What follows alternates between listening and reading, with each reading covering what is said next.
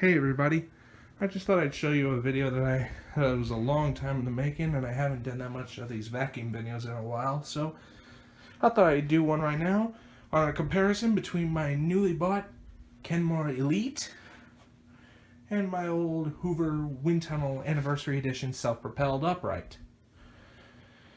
Both are really good vacuums. We're going to be using the Elite as our main vacuum and selling the Windtunnel self-propelled one day in the near future.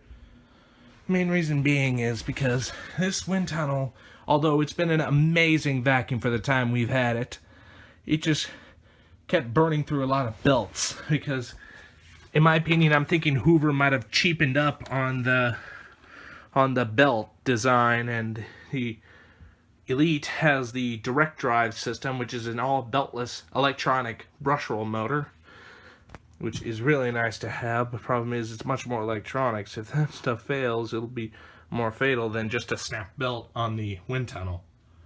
Which I'll go over a lot of the features in comparison. Right here is the check bag indicator on the Elite. It is electronic. It'll light up to let you know that you need to check the bag. Unlike the Windtunnel, which has a little gauge that slides up to let you know that you need to change the bag, and slides down when it's empty. I'm going to show you the bag anyway. I am running HEPA bags in the Elite. I'm not too sure what model bag it has, but nice. One thing I like about the Elite, it has a little clip for the bag case, unlike the Windtunnel, which has these little plastic clips that are sometimes known to break. But anyway, this vacuum uses Y-type bags. I'm using cheap paper bags. I usually like to run HEPA bags in this thing, but never had the money to afford the HEPA bags at the time. And anyway, also, there's its motor filter right there. It is a little bit dirty. I might need to clean it out one day in the near future, but still works good for right now.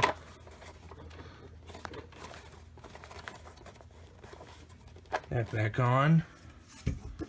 Slide on the bag cover.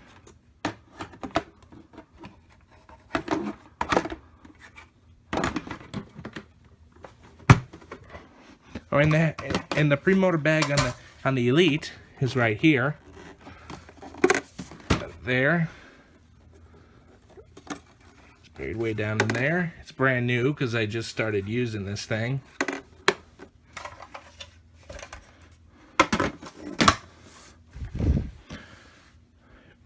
And also another thing that this Elite has, it does have a dirt sensor that lights up to let you know you're detecting dirt.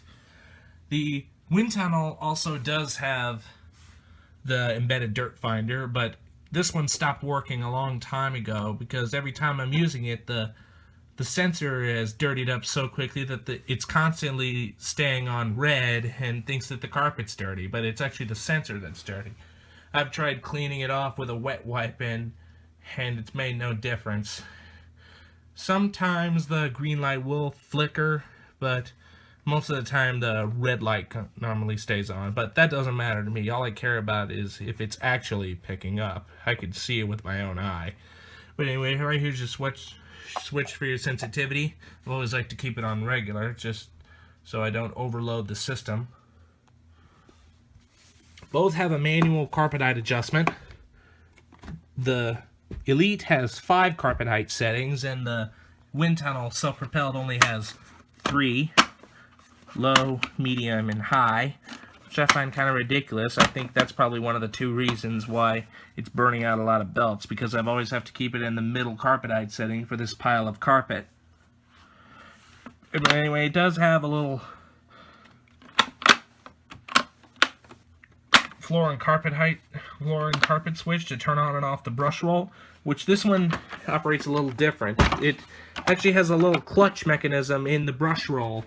When it's on hard and you recline it back, the clutch doesn't engage. But when it's on hard and you recline it back, there's a little belt that's mounted right here, and then the main belt's down there, and the clutch engages and the brush will start spinning. Which the Elite controls it all through an electronic switch. Push it down once, that's only for suction. Push it down once more, then the brush roll turns on. Unlike its older brother, the Progressive, which had a separate switch down here and then the main power switch up there. But speaking of which, the power switch for the Hoover is right up here, which I've always loved the feel for this switch, to be honest with you. There's actually a main rocker switch inside the vacuum base that's connected to the old school slider switch. Right here is the switch for the self-propelled drive. Right now it's on, and push there, now it's off. Here is the air-powered turbo brush right here. This is the older style one. The later model anniversary Windtunnel self-propelleds had the newer style turbo brush that was borrowed from the T-Series Windtunnels. The Elite's turbo brush is right behind here. It's going to be hard to get to because the cord's kind of wrapped around it. But anyway, there it is right there. Oops. It does pivot right there to adjust your height of carpet. Right here is its brushes. They're not really that stiff, to be honest with you. Try and snake that back on there. And one more thing, the Windtunnel's bristles on its turbo brush, they're not pretty stiff either. I kept thinking these were much more stiffer than the Elites. But anyway, let me show you underneath both cleaners for a second here. So there it is right here. The Windtunnel is all belt driven and the Elite is all electronic. One thing I do appreciate, the Elite, I think, has much more stiffer bristles compared to the Windtunnel. But right here are the wheels for the self-propelled drive. Works fantastic.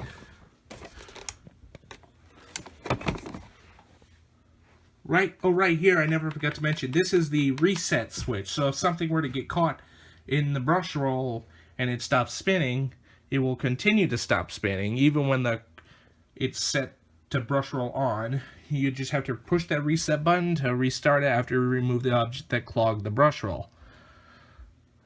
So other than that, everything's all good. Now I'll go ahead and show you all the tool caddies.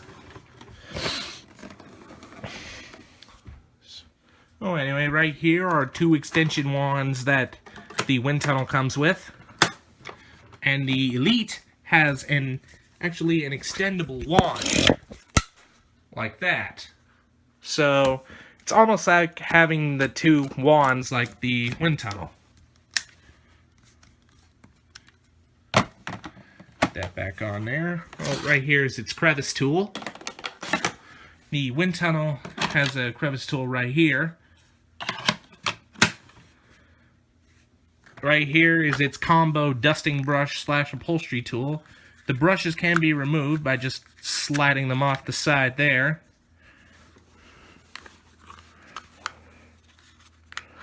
See if I can't put that back on.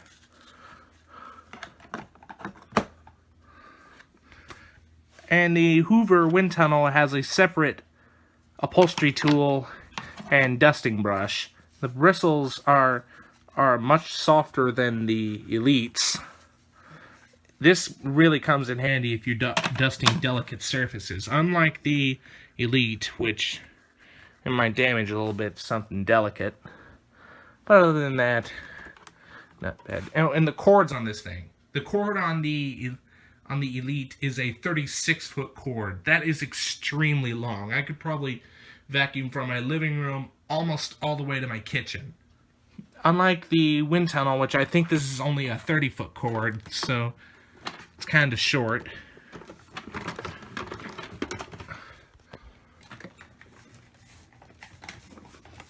Oh, and one last thing before we continue on. Here's the HEPA filter on the Elite. Brand new. Reduces a lot of microns down. This has a really good airtight seal, which almost reminds me of a Miele vacuum because they're completely sealed vacuums. And the Hoover Hoover Windtunnel, I should say, has a aftermarket replacement HEPA filter, which increases the air quality, because before these bagged wind tunnels came with a foam filter, which dramatically decreases clean air coming out the system, which this one just adds on filtration. So anyway, I've pretty much showed you all these vacuum's features and compared them all. Oh, one more thing, the hose, I think the wind tunnels hose might be a tad bit longer. They're both flexible hoses, but they're actually not very long in that matter. But anyway, okay, and show you these guys cleaning. Alright, now I've got both vacuums plugged in right now. I'm going to give you a little bit of a sound comparison. Right here is the Elite.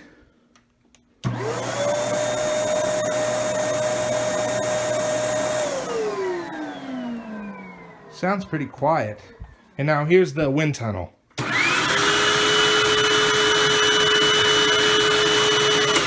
As you will hear, that wind tunnel is a lot louder than the Elite. Oh, one thing I really forgot to tell you, the Elite has these cool LED lights down on the vacuum head right here. And the wind tunnel has a simple halogen headlight right on the vacuum base, which, to be honest, I think the wind tunnel's headlight might be a lot brighter. That's just in my opinion. But the Elite does have a pretty nice bright LED headlights. There are actually two headlights, and that one just has one bulb. So anyway, now I'll go and cut away and show you their cleaning performance. Okay, just for starters, this may not be my best comparison, because the stuff I'm using to suck up are legitimate ripped up paper into small shreds.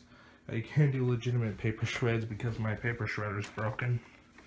But anyway, one thing I would like to point out, the wind tunnel, as its name says, wind tunnel, it comes with 3 suction channels inside the vacuum head, which claim to pick up deep down dirt particles. But hopefully that should help us out in this comparison. Make sure the self-propelled is on. Again, turn it on. Demonstrate the agitation.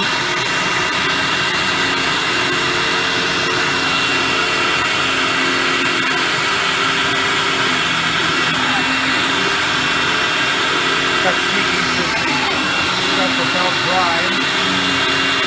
And see right here sometimes the dirt finders and close this on red green. I think the agitation is that well. That's considered a clean performance.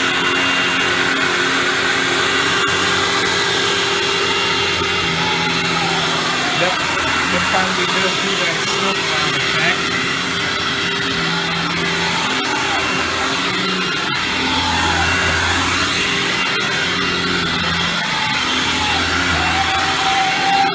Sometimes the self-propelled drive does make a squealing noise. Don't know why.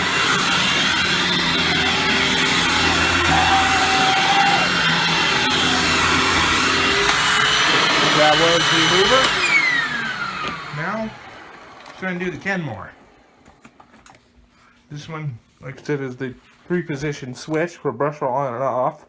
Right there, that's this section only. Push it down once more. That's the Brushroll. Show you the agitation. Oh, look at that. It's shaking around the paper particles. Look. I'm not even pushing that thing, and it's propelling itself forward.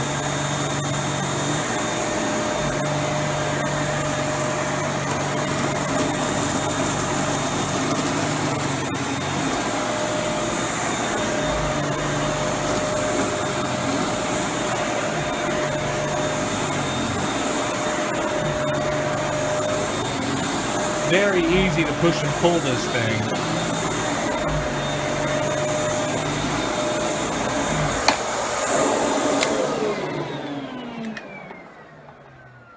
But anyway, hope you all enjoyed the comparison between the Kenmore Elite and the Hoover Windtunnel Anniversary Self-Propelled.